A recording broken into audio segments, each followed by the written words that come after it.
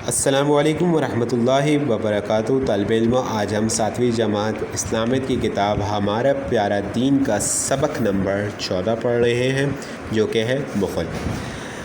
حضرت موسیٰ علیہ السلام کے دور میں ان کی قوم کا ایک شخص جو کہ ان کا چچزاد بھائی تھا، قارون کے نام سے مشہور تھا۔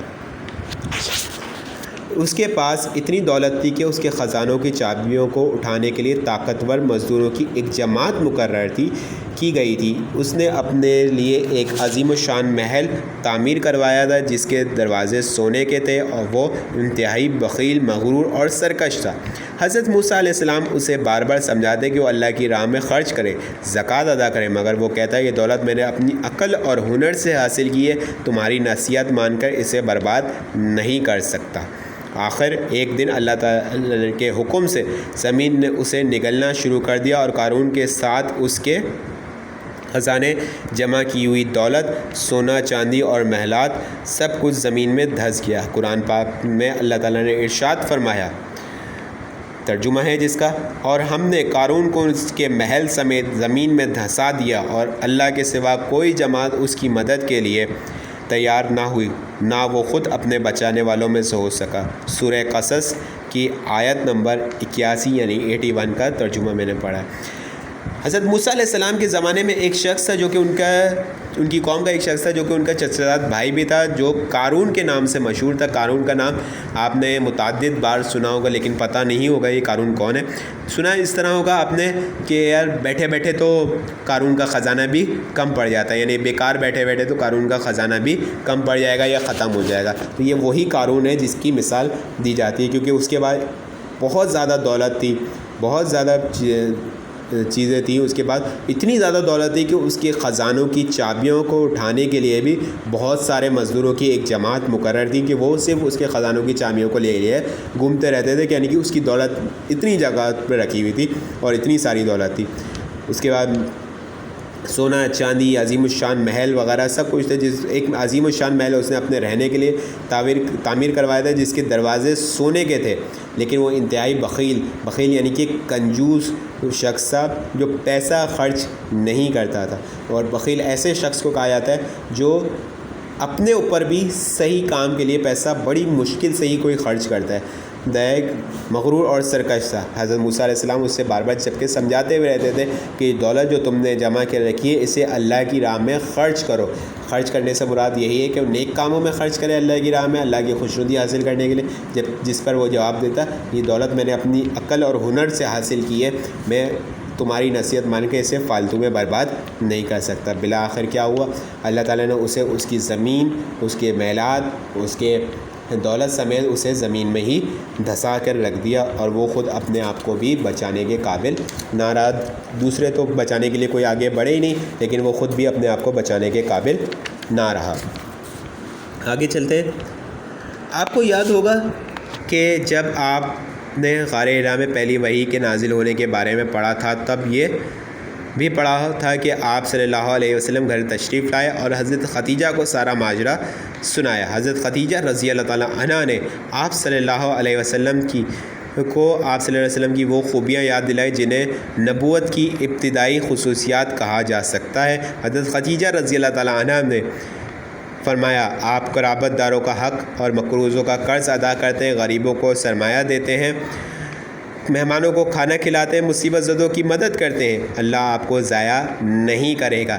ان تمام باتوں کا ایک ہی مطلب تھا، یعنی آپ فیاضی فرماتے ہیں، اور فیاض شخص کو اللہ ضائع نہیں کرتا۔ یعنی کہ انبیاء کرام جو ہے جتنے بھی انبیاء کرام آئے اللہ تعالیٰ نے ان میں تو ویسے بھی فیاضی کی صفت بردرجہ عتم رکھی ہے، یعنی کہ بہت زیادہ فیاض ہوتے ہیں۔ حضور صلی اللہ علیہ وسلم بھی بہت زیادہ فیاض تھے، بہت زیادہ غریبوں کی مدد کرتے تھے، غریبوں پر پیسہ خرچ کرتے تھے، مقروضوں کا قرض جو قرض دار تھا اس کا قرض خود ادا کر دیتے تھے، غریبوں کو کھانا کھلاتے تھے، یتیموں مسکینوں کا بہت زیادہ خیال رکھتے تھے، ہر طریقے سے خیال رکھتے تھے۔ یعنی تو اللہ تعالیٰ جو ہے ایسے فیاض شخص کو کبھی برباد یا ضائع نہیں کرتا۔ یہ اماں خدیجہ رضی اللہ تعالیٰ عنہ کے الفاظ ہیں حضور صلی اللہ علیہ وسلم کے بارے میں، جب وہ آپ کو غار حرا سے جب واپس آئے تھے، جب آپ کو تسلی دیا کرتی تھی۔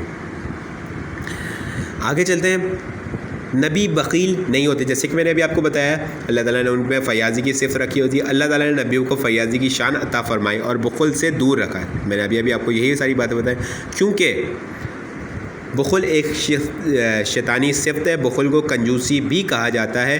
علماء نے بخل کو ایک روحانی بیماری قرار دیا ہے اور یہ بیماری اس وقت پیدا ہوتی ہے جب کسی شخص کو اعمال کی جزا اور سزا پر پورے دل سے یقین نہ ہو۔ یعنی بخل ایک روحانی بیماری علماء کرام فرماتے ہیں، اور وہ روحانی بیماری کیوں ہے اور یہ بیماری کیوں پیدا ہوتی ہے؟ اس شخص میں پیدا ہو جاتی ہے جب جس شخص کو اعمال کی جزا اور سزا، یعنی کہ اس کو اس کا یقین نہ ہو کہ قیامت کے دن آج دنیا میں جو میں کر رہا ہوں کل بروز حشر بروز قیامت کا دن جو قائم ہوگا اس میں مجھے آج کیے گئے اعمالوں کی جزا ملے گی اور اس کا پھر سزا ملے گی۔ وہ سزا کو بھی بھلا چکا، یعنی کہ میں اگر کوئی غلط کام کر رہا ہوں تو میں کل بروز قیامت سزا کے عمل کو بھی بھلا چکا ہوں، اور اگر کوئی اچھا کام کر رہا ہوں تو میں جزا کے عمل کو بھی بھلا چکا ہوں۔ میرا اس پہ یقین ہی نہیں ہے کہ جزا ثواب ملے گا یا گناہ ملے گا، بس میں دنیا کو ہی سب کچھ سمجھ رہا ہوں، آخرت کو کچھ نہیں سمجھ رہا۔ تو یہ بیماری جب پیدا ہوتی ہے یعنی انسان بخیل ہو جاتا ہے، جو اپنے مال جمع کر کے رکھتا ہے وہ اپنے پاس ہی رکھتا ہے، نیک کاموں میں خرچ نہیں کرتا، غریبوں کی مدد نہیں کرتا، تو وہ ایسے شخص کو بخیل کہا جاتا ہے۔ سورہ مدثر ابتدائی مکی صورتوں میں سے ہے۔ اس میں دوزخیوں کے سوال و جواب کا ایک مکالمہ ہے۔ جب ان سے پوچھا جائے گا کہ تم دوزخ میں کیوں ڈالے گئے تو وہ کہیں گے ہم نماز نہیں پڑھتے تھے اور مسکین کو کھانا نہیں کھلاتے تھے۔ اس سے ظاہر ہوتا ہے بخل کی برائی دوزخ تک پہنچا دیتی ہے، کیونکہ جو سزا اور جزا پر یقین نہیں رکھتا وہ دوسروں کے ساتھ فیاضی بھی نہیں کر سکتا۔ سورہ المعون میں ارشاد باری تعالیٰ ہے جس کا ترجمہ ہے، کیا تو نے اس شخص کو دیکھا جو جزا کے دن کو جھٹلاتا ہے؟ پس یہی وہ ہے جو یتیم کو دھکے دیتا اور مسکین کو کھانا کھلانے کی ترغیب نہیں دیتا۔ المعون آیت نمبر 1 سے 3 کا ترجمہ ہے، 1 سے لے کر 3 تک، 103 نہیں سوری 1 سے لے کر 3 کا ترجمہ میں نے آپ کے سامنے پڑھا ہے۔ یعنی کہ بخیل وہ شخص کہلایا جائے گا جس کو آخرت پہ یقین بالکل بھی نہیں ہوتا کہ آخرت میں سزا اور جزا کا کچھ ملے گا۔ وہ یتیموں کو دھکے دیتا ہے، مسکینوں کو کھانا نہیں کھلاتا اور اپنے مال کو سینت کے رکھتا ہے، سنبھال کے رکھتا ہے، نیکی کے کاموں میں خرچ نہیں کرتا، کسی کی مدد نہیں کرتا اور جزا کے دن کو یعنی کہ قیامت کے دن کو جھٹلاتا ہے۔ مندرجہ بالا آیاتوں میں کئی بیماریوں کی جانب اشارہ کیا گیا، مگر سب کی سب بخل کی مختلف صورتیں ہیں۔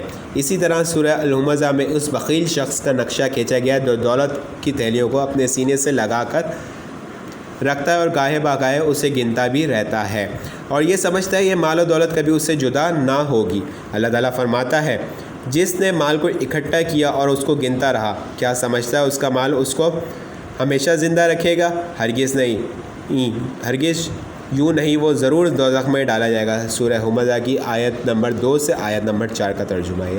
اسی طرح مال اور دولت کو سینت کر رکھنے اور نیکی کے کاموں میں خرچ نہ کرنے والوں کو اس دوزخ کی دھمکی دی گئی جو کھال تک کھینچ لے گی۔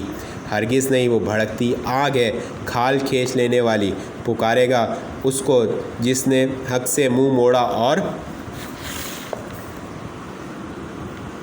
پھر گیا اور اکٹھا کیا اور سینت کر رکھا۔ سورہ معارج آیت نمبر 15 سے 18 کا ترجمہ ہے۔ یعنی کہ جو شخص دنیا میں اپنا مال سینت کے رکھتا ہے، سنبھال کے رکھتا ہے اور یہ سمجھتا ہے کہ یہ مال اس کو بچا لے گا، تو ایسا ہرگز نہیں ہے۔